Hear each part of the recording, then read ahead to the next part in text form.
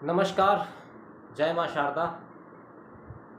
ज्योतिष की पाठशाला इस कार्यक्रम में एक बार फिर से आपका स्वागत है और एक बार फिर से हाजिर हूं मैं इस सप्ताह का साप्ताहिक राशिफल लेकर। ये राशिफल है 6 जून से 13 जून तक का।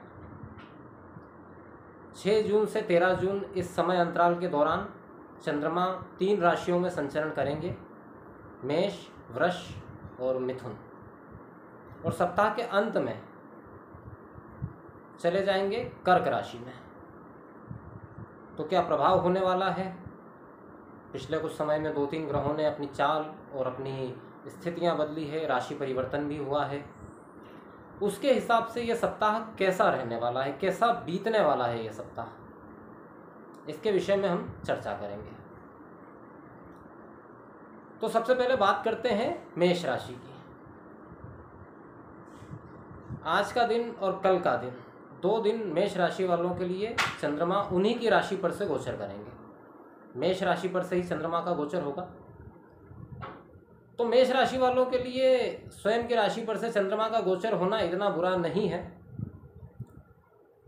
क्योंकि किसी भी अशुभ ग्रह की दृष्टि यहाँ पर नहीं है।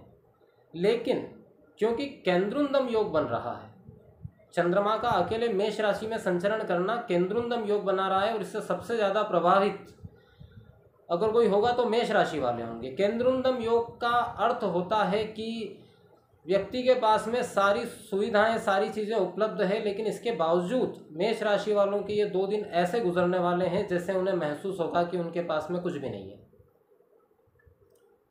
उन्हें अकेलापन खलेगा, उनका व्यवहार थोड़ा चिड़चिड़ा हो सकता है, जिससे कि परिवार के लोग भी उनके साथ में ज़्यादा चर्चा ना करें।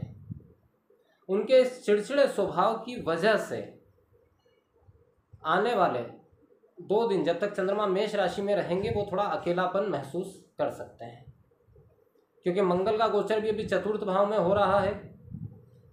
तो मेरी शुरुआत के 2 दिन मेष राशि वालों को एक सलाह है कि कम से कम वो कोई पारिवारिक विवाद ना करें, अपनी वाणी पर संयम रखें, किसी को गलत बात ना कहें, तो कोई समस्या नहीं होगी।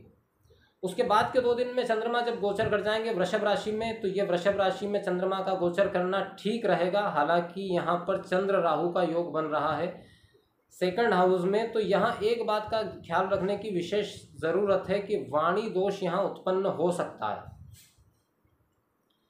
लेकिन ये दोष ऐसा नहीं होगा कि आप सब पूरे समय एक जैसी भाषा बोलते रहें। ये क्षणिक अंतराल की बात रहेगी कि कभी आपकी जो बोली है, जो वाणी है, वो बहुत ही सौम्य हो जाएगी, बहुत ही अच्छी हो जाएगी, बहुत ही प्रभावित करने वाली हो जाएगी।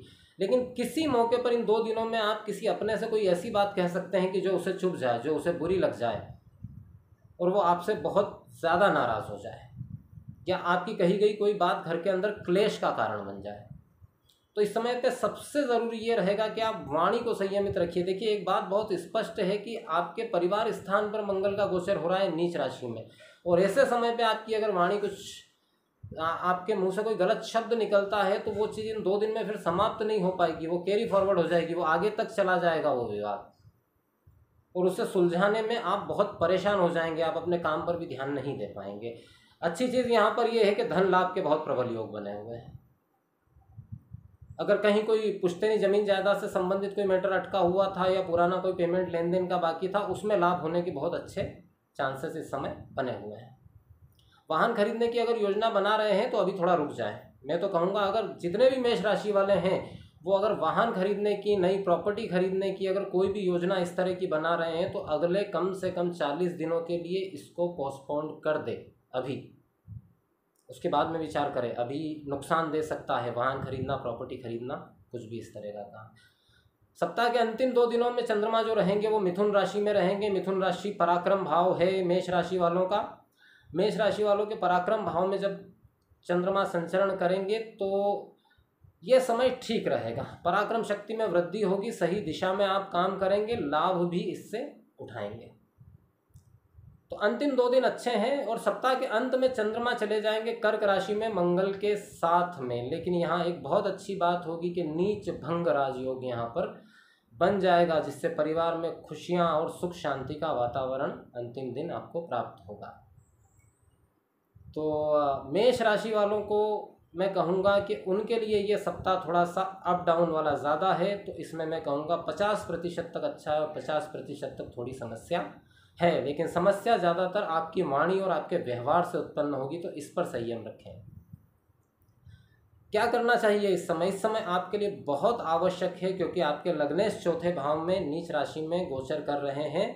तो ओम अम अंगारकाय नमः, ओम अम अंगारकाय नमः, इस मंत्र का जप आप करते रहें, इससे ठीक रहेगा, थोड़ा सा मानसिक शांति रहेगी। बात करते हैं वृषभ राशि की।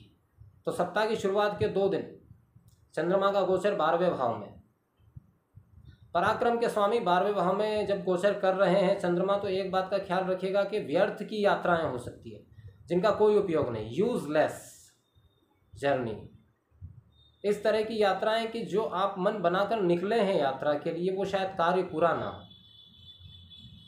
तो ऐसी व्यर्थ की यात्राएं हो सकती है। तो किसी की सलाह में आकर या किसी की बातों में आकर व्यर्थ की यात्राएं मत करिएगा, पैसे का भी नुकसान होगा, समय का भी नुकसान होगा, और जिस काम के लिए आप यात्रा करेंगे वो काम भी पूरा हो नहीं पाएगा, क्योंकि व्यर्थ खर्च के भी योग बने हुए हैं।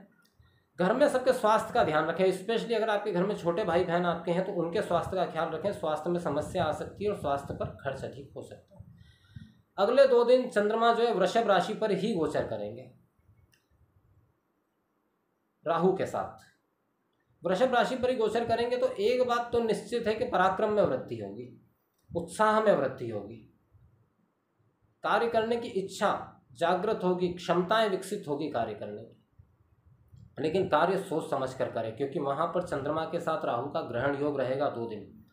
ग्रहण योग में आप अति उत्साह में गलत डिसीजन ले सकते हैं, गलत दिशा में कार्य कर सकते हैं, जिसका परिणाम जो है आगे जाके नकारात्मक आए। अगर आप थोड़ा सा धैर्य रखेंगे और सोच समझकर काम करेंगे तो यही चीज़ आपके लिए फायदेमंद साबित हो जाएगी और आने वाले समय में आपको बड़ा लाभ इससे मिल सकता है। सप्ताह के अंतिम 2 दिन जो है चंद्रमा मिथुन राशि में प्रवेश करेंगे। मिथुन राशि वृषभ राशि वालों के लिए द्वितीय भाव बन जाती है। पराक्रम के स्वामी द्वितीय भाव में, वाणी से काम बनेंगे, वाणी से वो काम हो जाएंगे जिसके लिए बहुत ज़्यादा पराक्रम, आपको ऐसा महसूस हो रहा था कि बहुत मेहनत करनी पड़ेगी, वैसे बहुत से काम वाणी से बन जाएंगे। वाणी प्रभावी रहेगी, जिसको भी आप बात करेंगे उसे अपनी बात मनवा लेंगे, कन्वेंस कर लेंगे। धन लाभ के भी योग बने हुए हैं। और सप्ताह के अंतिम दिन चंद्रमा जब पहुंच जाएंगे कर्क राशि में, तो यही नीच भंग राजयोग आपके पराक्रम भाव में बनेगा। बहुत अच्छा समय उस समय रहेगा, आपको आपके किए हुए कार्यों के परिणाम मिलने का समय रहेगा, और परिणाम मिलेंगे, पॉजिटिव परिणाम मिलेंगे। अच्छा योग बन रहा है सप्ताह के अंतिम दिनों में मिथुन और कर्क में जब चंद्रमा रहेंगे। तो वृषभ राशि वालों के लिए मेरी एक ही सलाह है, क्योंकि राहु का गोचर हो रहा है, सूर्य का गोचर द्वितीय भाव में हो रहा है, तो सबसे अच्छा ये रहेगा कि आप माता लक्ष्मी की आराधना करिए। श्रीम, माता महालक्ष्मी का एक शब्द है श्रीम, इस श्रीम शब्द का आप रोजाना सुबह कम से कम 21 बार उच्चारण करिए। सुबह स्नान आदि से निवृत्त होने के बाद में सब कुछ ठीक रहेगा। वृषभ राशि वालों के लिए अगर मैं परसेंटेज के हिसाब से बात करूं तो मेष राशि वालों के मुकाबले बेहतर है। 70% तक अच्छा है, 30% तक थोड़ी समस्या हो सकती है। बात करते हैं मिथुन राशि की। सप्ताह की शुरुआत में मिथुन राशि के लाभ भाव में चंद्रमा का गोचर होगा। अब लाभ में चंद्रमा है लेकिन अकेले हैं। समस्या ये है, यहां पर लाभ मिलता हुआ दिखाई देगा लेकिन शायद लाभ हो ना पाए, आने वाले समय में हो, थोड़ा पेंडिंग हो जाए, समय लग जाए उसको। मतलब कि जो लाभ अभी मिलना था वो 4 दिन बाद मिले या 8 दिन बाद मिले, ये थोड़ी सी स्थितियां बन सकती है। धैर्य बना के रखिए, लाभ मिलेगा जरूर।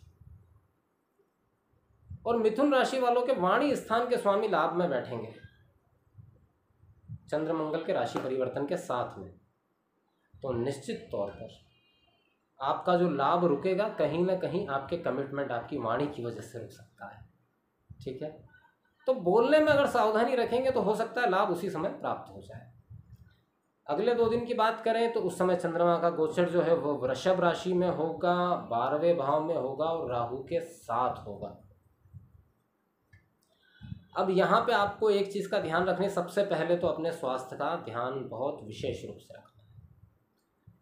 दूसरा, यात्रा बहुत सोच समझ कर करनी है, बिना सोचे समझे यात्रा नहीं करनी है। तीसरा, यात्रा अगर कर रहे हैं तो वहाँ पर चोरी होने का, एक्सीडेंट होने का, इस तरह की समस्याएं आ सकती है, तो इस मामले में विशेष सावधानी रखें। 2 दिन थोड़े ठीक नहीं है, व्यर्थ खर्च भी करवा सकते हैं, स्वास्थ्य भी प्रभावित हो सकता है, यात्रा असफल हो सकती है। तो ये 2 दिन आपको ज़रा सावधानी रखनी है। इन 2 दिनों में कोई भी नया काम शुरू करने की नहीं सोचना है। और एक बात और बता दूं, अगर आप शेयर मार्केट या ट्रेडिंग संबंधित किसी काम से जुड़े हुए हैं तो 2 दिन बहुत सावधानी रखें, कोई बड़ा नुकसान हो सकता है, ध्यान रखें इस बात। बाद के 2 दिनों में चंद्रमा जब मिथुन राशि में गोचर करेंगे तो ठीक है, वहाँ पर ऐसे कोई नुकसान की तो गुंजाइश नहीं नज़र आती, लेकिन हाँ अति भावुकता ला देते हैं कभी कभी स्वभाव में, भावुकतावश गलत निर्णय हो सकते हैं। तो भावुकता मत लाइए अपने विचारों में, थोड़ा सा प्रैक्टिकल रहकर ही ध्यान दीजिए हर चीज़ के ऊपर। सप्ताह के अंतिम दिनों में नीच भंग राजयोग का निर्माण होगा 2 दिन के लिए आपके धन स्थान पर, ये अच्छी बात है।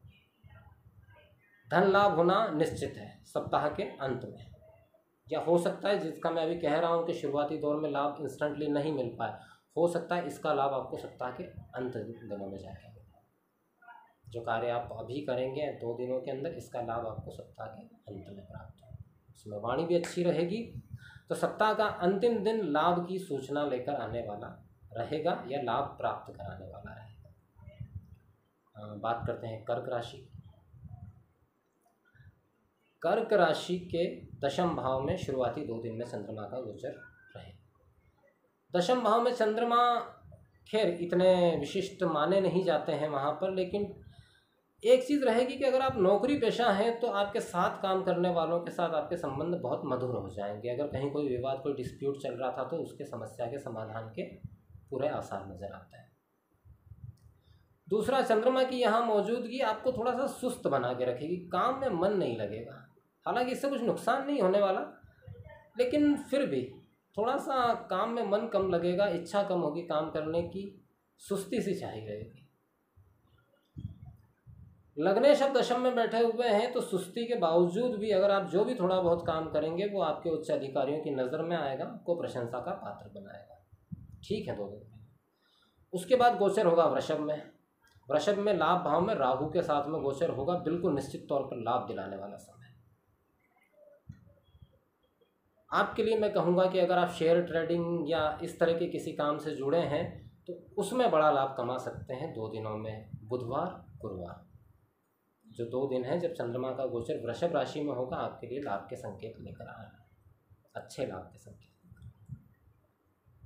बस थोड़ा सा संतान के स्वास्थ्य का ध्यान रखिएगा, बाकी और कोई समस्या नहीं। 2 दिन अच्छे हैं। अंतिम 2 दिनों में जो है मिथुन राशि में पहुंच जाएंगे चंद्रमा। मिथुन राशि में आपके 12वें भाव में रहेंगे, थोड़ा ठीक नहीं है, स्वास्थ्य बिगड़ सकता है, आपका प्रभाव इम्प्रेशन कमज़ोर पड़ सकता है। ऑफिस में, बिजनेस में, जहाँ भी आप काम करते हैं, किसी बड़ी डील के लिए प्रयास इस समय मत कीजिएगा, क्योंकि हो सकता है आपकी जो इमेज है उसका इतना प्रभाव ना पड़ पाए और आप डील फाइनल ना कर पाए। इस समय शेयर मार्केट वगैरह का काम करते हैं तो उसमें भी सावधानी रखिएगा। अंतिम दिनों में चंद्रमा पहुंच जाएंगे लग्न में, नीच भंग राजयोग लग्न में निर्माण होगा, फ़ायदेमंद रहेगा आपके लिए। अगर लंबे समय से कोई बीमारी चल रही थी तो बीमारी में आराम मिलने के चांस मिलते हैं। दशमेश जब लग्न में पहुंच जाएंगे तो अगर आप नौकरी पेशा है तो वहाँ से आपको लाभ प्राप्त हो, ये अच्छी बात है। अब बात करते हैं सिंह राशि की। सिंह राशि के भाग्य भाव से चंद्रमा गोचर करना शुरू करेंगे। भाग्य में चंद्रमा अच्छा रहेगा, भाई बहनों का सहयोग मिलेगा, मूड भी अच्छा रहेगा, भाग्य भी साथ देगा, भाग्य का अच्छा सहयोग प्राप्त होने वाला है इस समय। बाद के 2 दिनों में वृषभ राशि में जब गोचर करेंगे चंद्रमा, तब आपको थोड़ी सी सावधानी रखनी होगी, क्योंकि दशम भाव के अंदर चंद्रमा राहु के साथ में ग्रहण योग में गोचर करेंगे। तो अपने साथ वालों से, सहकर्मियों से या उच्च अधिकारियों से बिना बात का विवाद मत करिएगा, वरना आप गंभीर परेशानी में पड़ सकते हैं। उच्च अधिकारी गंभीर रूप से नाराज़ हो सकते हैं, ना उच्च अधिकारियों से ना अधीनस्थों से, चाहे आप नौकरी पेशा हो या व्यापार में हो। व्यापार में हैं तो कामकाज करने वाले, आपके यहाँ नौकरी करने वाले लोगों के साथ में नकारात्मक व्यवहार मत करिएगा, इसके दुष्परिणाम आ सकते हैं। थोड़ा सा नेगेटिव समय है, लेकिन शांति बनाकर रखेंगे तो कोई समस्या नहीं होगी। सिर्फ 2 दिन, बुधवार और गुरुवार। उसके बाद में चंद्रमा गोचर कर जाएंगे मिथुन राशि में, लाभ भाव में गोचर करेंगे। हालांकि चंद्रमा अकेले हैं तो किए हुए कार्य का लाभ तत्काल तो नहीं मिलेगा, उसमें समय लगेगा, लेकिन लाभ की स्थितियां जरूर निर्मित कर देगा। अंतिम दिन जो है चंद्रमा रहेंगे कर्क राशि में 12वें भाव के अंदर। अब यहाँ पर एक बात बहुत विशेष है, क्योंकि ये नीच भंग राजयोग 12वें भाव में बन रहा है, तो कुछ चीज़ें जो है वो बड़ी फायदेमंद है। फर्स्ट तो ये कि नीच भंग राजयोग 12वें भाव में बन रहा है, तो सबसे पहले कि कोर्ट कचहरी से संबंधित कोई मुकदमा या कोई ऐसी चीज़ चल रही थी तो उससे आपको मुक्ति मिल सकती है, अगर आप प्रयास तेज कर दें तो। दूसरा, खर्च जरूर होंगे, लेकिन वो खर्च उपयोगी साबित होंगे, लाभदायक साबित होंगे। खर्च नुकसान नहीं है वो एक तरह से ऐसा समझ लीजिए कि आपने इन्वेस्ट किया है, उसका रिटर्न मिलके आएगा। तीसरा, अगर इस दौरान यात्रा करनी पड़ती है तो जिस कार्य के लिए आप यात्रा करेंगे वो कार्य अवश्य ही बनेगा। लाभ का समय सिंह राशि वालों के लिए मैं कहूँगा 80% तक, 80 से 85% तक ये सप्ताह बहुत अच्छा रहने वाला है। 15% तक थोड़ी सी समस्या है, वो भी सिर्फ सप्ताह के अंतराल में, बीच अंतराल में। ठीक है, अब बात करते हैं कन्या राशि की। कन्या राशि के शुरुआती 2 दिन बहुत रिस्की हैं, स्वास्थ्य का ध्यान रखें। धन हानि का योग बना हुआ है, लाभ के स्वामी अष्टम में है, तो अचानक से धन हानि हो सकती है, चाहे वो स्वास्थ्य संबंधित हो, चोरी हो जाए, दुर्घटना हो जाए। शुरुआत के 2 दिन आप इनको इन चीज़ों का ध्यान रखना है। व्यवसायी वर्ग से मैं एक बात कहूँगा कि पूरा ध्यान रखें, हिसाब किताब का आपसे गलती हो सकती है हिसाब किताब करने में, जिससे आपको बड़ा नुकसान हो सकता है। उसके बाद के 2 दिन में चंद्रमा जब गोचर करेंगे वृषभ राशि में, तो चंद्रमा राहु के साथ में भाग्य भाव में गोचर करेंगे। हालांकि भाग्य में चंद्र राहु की ये युति इतनी ठीक नहीं है, थोड़ा सा नकारात्मक है, हो सकता है आपको भाग्य का सहयोग बिल्कुल ना मिले। कोई भी काम आप किस्मत के भरोसे मत करिएगा, विशेष रूप से जैसे शेयर ट्रेडिंग, जुआ सट्टे वाले जो रहते हैं, वो कई उनके तो काम ही भाग्य भरोसे चलते हैं। लेकिन यहाँ ये 2 दिन ऐसे हैं कि भाग्य भरोसे बिल्कुल भी काम मत करिएगा, काम बिगड़ जाएंगे। तो ये 2 दिन भी इतने ठीक नहीं है कन्या राशि वालों के लिए। सप्ताह के अंतिम 2 दिनों में चंद्रमा जो है वो मिथुन राशि में गोचर कर जाएंगे। मिथुन राशि में जब गोचर करेंगे तो फिर भी ठीक है, जैसा चलता है वैसा चलता रहेगा, कोई विशेष समस्या की बात नहीं है। सप्ताह के आखिरी दिन जो है चंद्रमा कर्क राशि में जब पहुंचेंगे तो नीच भंग राजयोग बना देंगे लाभ भाव में। ये समय लाभ का रहेगा। इस समय आप शेयर ट्रेडिंग या इस तरह के कामों से जुड़े तो उसमें लाभ हो सकता है, व्यापारी भी लाभ में रहेंगे। बस एक चीज़ का ध्यान रखिएगा कि जो विद्यार्थी हैं, स्टूडेंट हैं, उनका पढ़ाई में मन नहीं लगेगा, व्यर्थ की बातों में समय बर्बाद कर सकते हैं। तो घर में अगर आप खुद स्टूडेंट हैं तो इस बात का ध्यान रखिए, अगर माता पिता हैं आप तो बच्चों का ध्यान रखिए कि उनका ध्यान पढ़ाई में लगे। अब सबसे जो थोड़ा सा नेगेटिव है वो कन्या राशि वालों के लिए ज़्यादा है ये समय। तो क्या करना चाहिए इस समय कन्या राशि वालों को? कन्या राशि वालों को इस समय करनी चाहिए माँ सरस्वती का पूजन, क्योंकि भाग्य भाव से राहु का गोचर हो रहा है। माँ सरस्वती की आराधना करिए, माँ सरस्वती को प्रणाम करिए, नीले फूल अर्पित करिए माँ सरस्वती को। ओम ऐम नमः इस महामंत्र का जाप करिए। राहु शांत रहेंगे तो आप बहुत सारी परेशानियों से बच जाएंगे। बात करते हैं तुला राशि की। तुला राशि के हफ्ते की शुरुआत में जो चंद्रमा का गोचर है वो सप्तम भाव में होगा।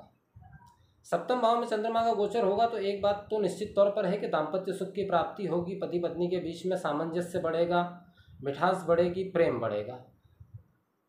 अगर प्रेम संबंधों में है तो वहाँ भी प्रेम संबंधों में तीव्रता आएगी, प्रेम बढ़ेगा। और अगर आप शादी विवाह से संबंधित बात को आगे बढ़ाना चाहते हैं तो उसके लिए भी ठीक समय है शुरुआत के 2 दिन।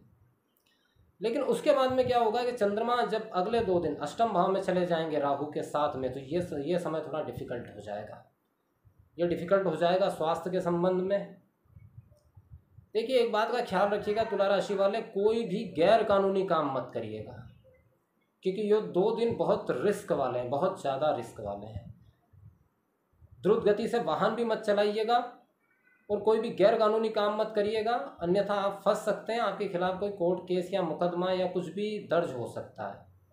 ये 2 दिन आपको शांति बना के रखना है, पूर्ण शांति बना के रखना है। इसे कोई काम नहीं करना है कि जो आगे लंबे समय तक के लिए आपको उलझा के रख दे।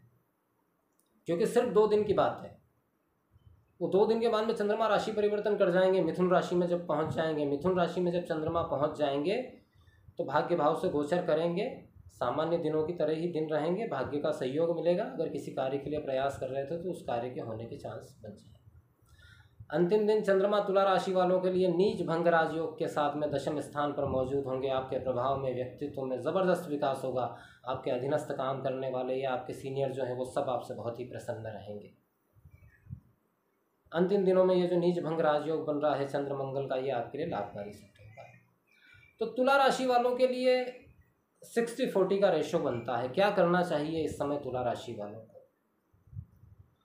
तुला राशि वालों को इस समय सबसे महत्वपूर्ण कार्य जो करना चाहिए वो ये करना चाहिए, क्योंकि मंगल का ट्रांजिट भी दशम में नीच राशि के अंदर हो रहा है, तो ऐसा करिए, छोटे बच्चों में मिठाई बंटवाइए। छोटे बच्चे और बच्चियों में, स्पेशली मंगलवार के दिन अगर संभव हो तो छोटे बच्चे बच्चियों में मिठाई बंटवाइए, दूध से बनी हुई मिठाई। आपकी बहुत सारी समस्याओं का समाधान इसी से हो जाए।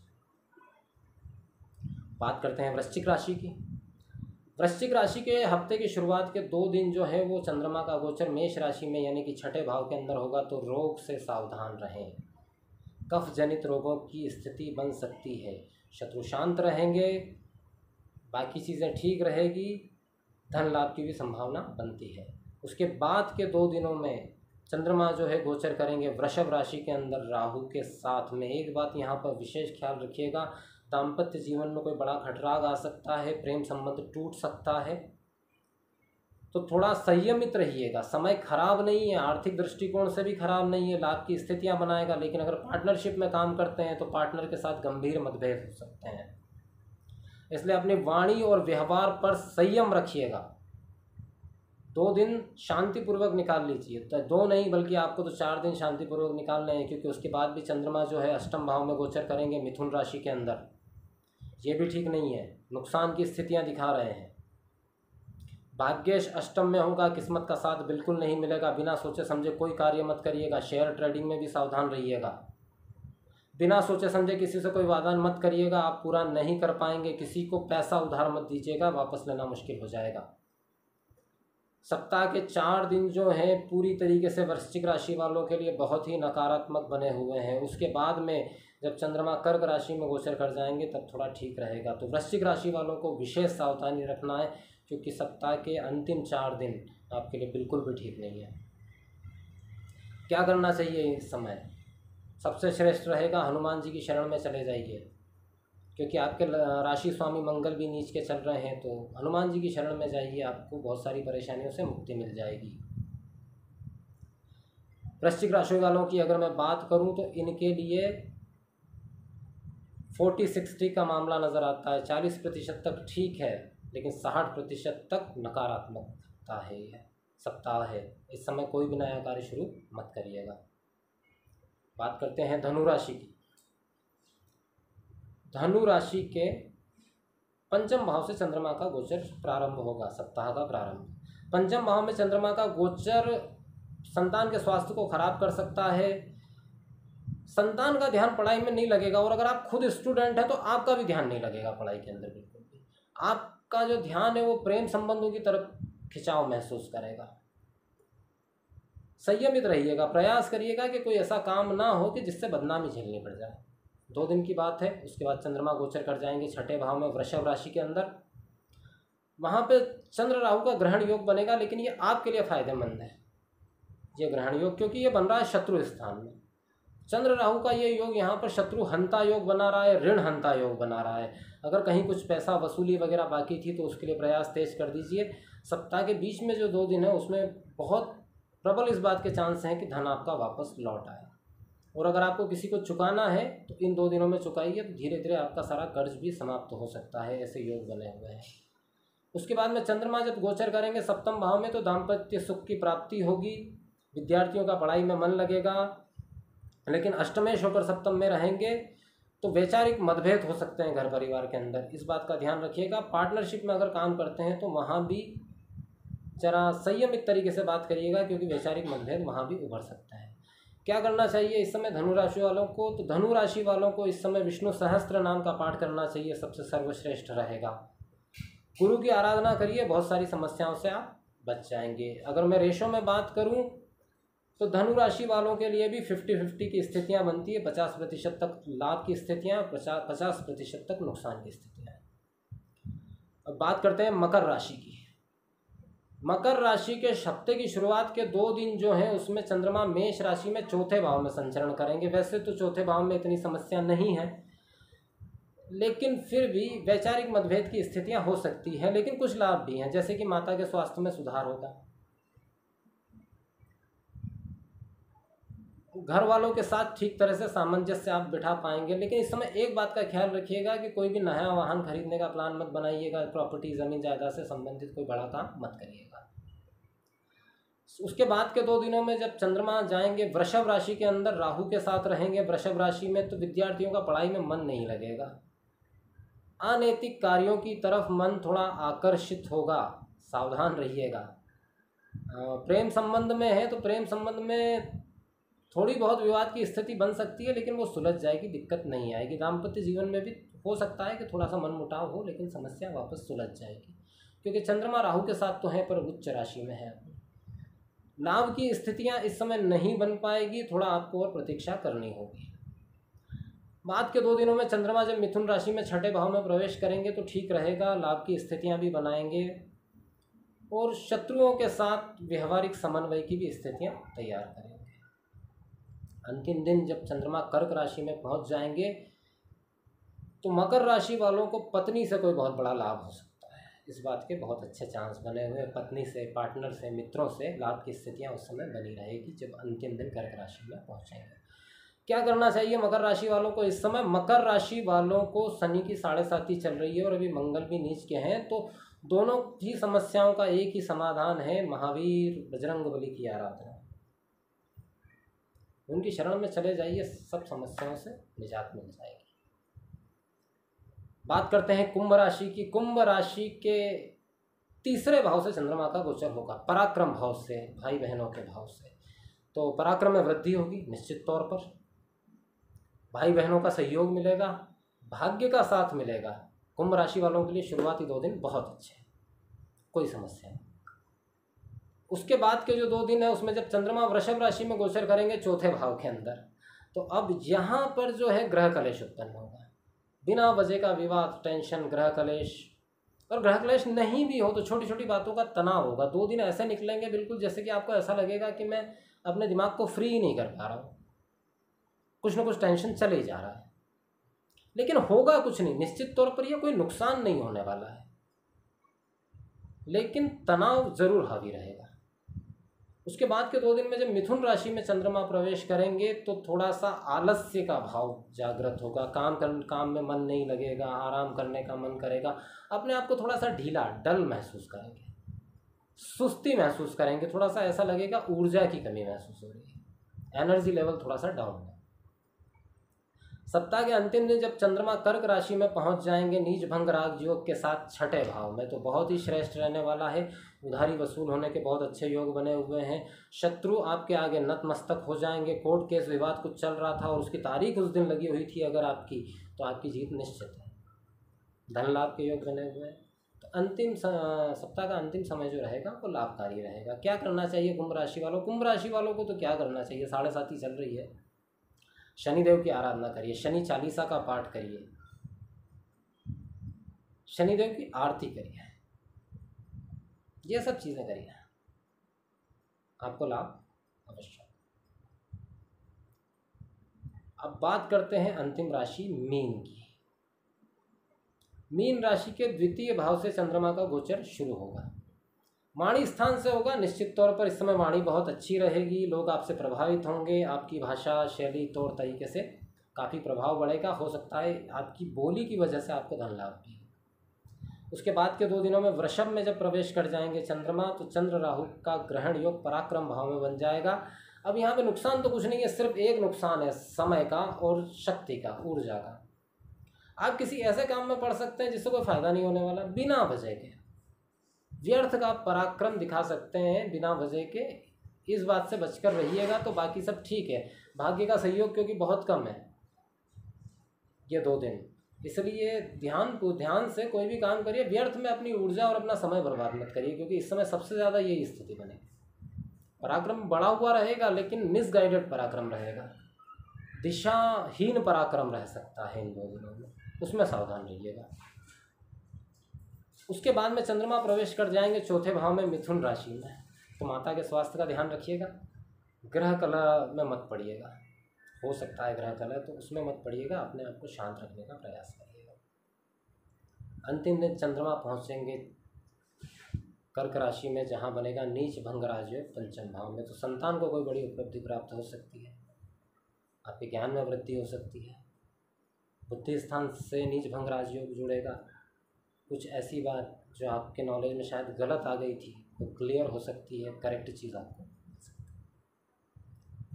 तो मीन राशि वालों के लिए ये स्थिति रहेगी। क्या करना चाहिए इसमें मीन राशि वालों को? गुरु 12वें चल रहे हैं।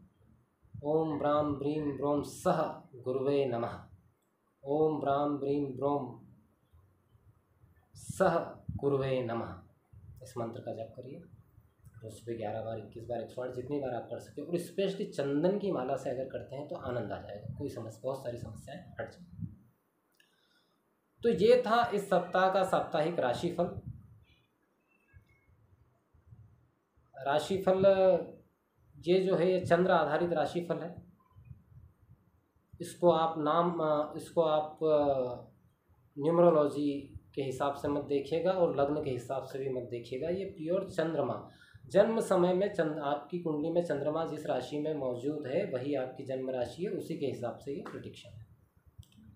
जाने से पहले एक अंतिम बात अवश्य कहना चाहूँगा कि जो भी मेरा ये वीडियो देख रहे हैं वो अगर चाहते हैं कि मैं धर्म, आध्यात्म या ज्योतिष या अन्य कोई विधा, चाहे वो टेरो कार्ड रीडिंग हो, ओरा रीडिंग हो, इन किसी सब्जेक्ट के ऊपर अगर मैं कोई चर्चा करूं या कुछ जानकारियां दूं तो आप मुझे कमेंट बॉक्स में लिखकर ज़रूर बताइएगा।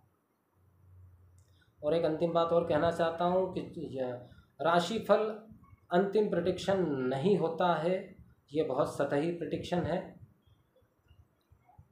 पूर्ण रूप से किसी का विश्लेषण, किसी की समस्या का विश्लेषण तभी हो सकता है कि जब उसकी कुंडली अवेलेबल हो, उसी से सटीक जानकारी मिल सकती है। तो इसी के साथ आज अपने इन शब्दों को यहीं विराम देना चाहूँगा। ईश्वर आपको स्वस्थ रखे, प्रसन्न रखे, आनंदित रखे और हर परेशानी से मुक्त रखे, इसी प्रार्थना के साथ जय मां।